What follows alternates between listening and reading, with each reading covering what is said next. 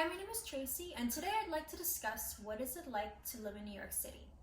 So firstly, I want to start with our minimum wage. So this is a perk, and then there's also like a deficit attached to it, but let's begin with the perk. The perk is we're at $15 an hour right now, which is pretty awesome. I remember years ago when I started working and it was $7.25 an hour or something, and it's crazy to think now it's doubled. The downside to that would be the fact that the people that have been working in the careers they've been in for a while or the jobs they've had for a while, they had to work their way up to 15, and now really anybody can go in and just receive 15 for most jobs. There's maybe some exceptions to the rule, but yeah, that's how it kind of works here now. And I believe it's only getting higher and higher every year or every 2 years, because a year or two ago it was $13.50. So that's kind of how it works here. Now the opposite of that would be the taxes, which are pretty high, and then the prices of things we buy. So I'm going to give you an example. Let's say that I am having a dinner in Manhattan, and that dinner is about $30. It's a nice, decent, beautiful place, but you know, that's just for like a decent, regular sized meal. If I'm going to a place in, let's say, where I was born and raised, Queens, I could probably receive that same dinner for 13. It just kind of depends which part you go to. But yeah, when it comes to that, depends on location. The food is amazing though, I must say. There's so many different amazing foods. We have so many different like cultural foods. We have Italian, we have Spanish, we have Chinese. So when it comes to foods, you never have a lack of options, let's just say. Now speaking of food, a lot of times, and I think a lot of New Yorkers could agree with me, you'll smell the most delicious halal or shish kebabs or something on like pretty much so many corners have them. So many streets have that truck where they're selling it from the inside of the truck. And so many times that they only accept cash, which sucks, because if you're in the mood and you to eat it and you have like only card on you, you're kind of screwed. You can't buy it then. I think I've seen a few of these trucks that have now where you can pay by card, but most of the time they accept or require cash, which kind of sinks a little bit. The next topic I'd like to discuss would be rent. So I rent a studio apartment. So when it comes to rent, you have like a few different options, just as anywhere else. But our rent here can be super pricey. So I know I've heard of people saying in like Pennsylvania, you can like rent for $700 a room or something, or an apartment, or it's crazily different than here. So over here, let's say I'm renting a studio, it can range from like $1,500 to $1,700. Depending on if utilities are included or not. When you like rent a one bedroom, let's say, it could be $1,800, $1,900, and the prices just go up from there. So sometimes people rent like a 3-bedroom or something, and that's when it gets really pricey.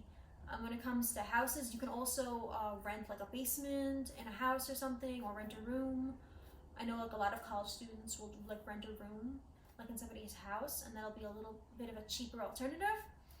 When it comes to buying houses, for me personally, what I've seen growing up in like Queens and stuff, the houses can go from 600,000 to $1 million to, I mean, it just depends what type of house. I don't really see houses anymore that are going for like 400,000. Like that would be very, very rare. I've not seen that in like many years. Here's a fun topic I'd like to discuss. It would be the amazing things you can do in the city. So we have so many different things to do in the city. Now, I've been living here forever. So when I go to the city, it's not like, oh my gosh, because I go there once every few months or once every month. So it's kind of become second nature to me. But we have like the Statue of Liberty. You can take a ferry and look how beautiful it is and visit. These are like historical things you can do when you're here. We have the Empire State Building, the One World Trade Observatory, Central Park. There's so many different things to see. Times Square has so much. We have Broadway plays. We have all these flagship stores in the city, these ginormous stores, these beautiful rooftops and places where you can see the whole city. Like the landscape of it is breathtaking. So when you're here, you probably won't be bored if you're visiting. For us that have lived here forever, these are just things that we have and we get to experience over and over again. Let's move on to subways. So if you're taking a subway at rush hour, you know the struggle. The struggle is so real. And what I mean by that is, let's say 5, 6 at night, you're heading on the subway. Like, I would take the N or the W or the R or the M, depending on what part of Queens I lived in. When you're taking those subway at that time, oh my goodness. First of all, when you get in, you're most likely not going to get a seat. If it's rush hour and it's you're in a busy stop or a busy location, everybody's going to be crammed. And what you'll do is, you have those poles that you hang on to keep your balance firm in place. You will try to find that little part of the pole that has nobody's fingers pressed against it, and you'll try to wrap on for dear life and hold on for the rest of the ride. Like, there's times where you're so squished, you're trying to like navigate not getting shoved by somebody's backpack or briefcase that's like right in front of you. There's many times I'm just standing there like this, my arms are pressed to my side, and I'm not that big, so like I'm trying not to take up space, but people will, if you're in their way, they will shove, they will push, you know, not everybody's friendly. And speaking of people, let's talk about the traffic when it comes to people. So let's say I'm in the city, and I used to work in the city. Let's say I'm walking to work. You have so many people around you. If you're in a rush, sometimes you have to like cut around them to cut them off. There'll be people stopping in the middle of a busy sidewalk to take a picture, which I don't judge because I love taking pictures, but when you're that person in the rush and you're trying to get to your next destination, you want to just like, out of my way. Like, you're not going to push people, but like you're thinking out of my way. Like, you want them to politely move to the side so you can, you know, get through. And when it comes to like, let's say you're waiting for the light to turn green, there's usually never going to be a moment where you don't have a pack of people crossing the street with you. That's just how it is. That could be anywhere really, I guess, but this is how it is. Our drivers here, I know firsthand, we are impatient drivers here. We do not like to wait. When it turns green, we do not want to wait for a few seconds while you're fixing the mirror or something. No, like we want to go. We just want to go. That's just how it is here.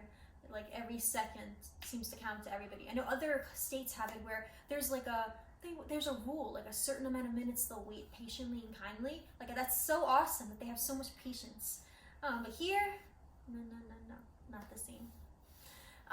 To close this video, I'd like to speak of one more thing that us New Yorkers have. We kind of have our own lingo. And what I mean by lingo is we have certain phrases or keywords we've coined that I feel kind of are unique to us, New Yorkers. Like, I don't really hear other people from other places saying these things. We have our own little New York language. There's certain words that we'll say and we'll know what each other means because it's just familiar to us. Like, there's a word, like, for instance, a lot of my guy friends will say the word like, oh, bet. And bet, B-E-T, is when you're usually agreeing with somebody or you're like, oh, true? Like, you can say bet. And I had a friend that wasn't from here, and I said something. I said, oh, you know, when people say bet. And she was like, what do you mean? I was like, you know, when people say bet, to agree. She's like, nobody says that here. I was like, oh yeah, it's the New York language kicking in. Okay, so I hope you've enjoyed my video discussing some things about New York. If you did, maybe you could subscribe, which would be awesome. I'd like to do more videos like this in the future, but I just wanted to keep this one somewhat short. There's a million other things I could say, but let's save that for maybe another video. Thank you so much. Have a great day.